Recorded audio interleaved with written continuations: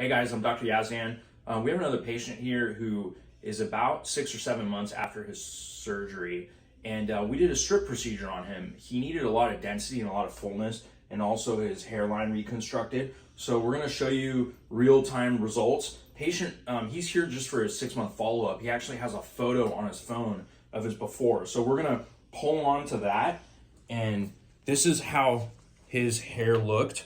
You can see all the thinning that he had in his hairline and the recession. And let's just do a live shot and look at the density that he has. And you can also notice his hairline. Let's pan down a little bit, how natural it looks. It doesn't look like he's had a hair transplant.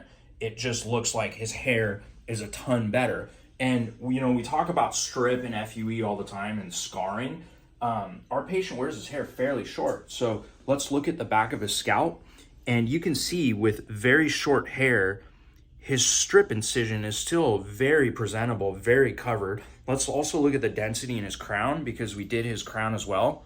So this is going to continue to improve. He's only really at about the halfway results. And as the next 6 months go, this is going to get better. So I'll let him, if he's got anything to say. Yes, so we're 6 months post-operation. Dr. Amir made it an absolutely seamless procedure, little to no pain, was always there every step of the way, advising on questions and follow-up conversations.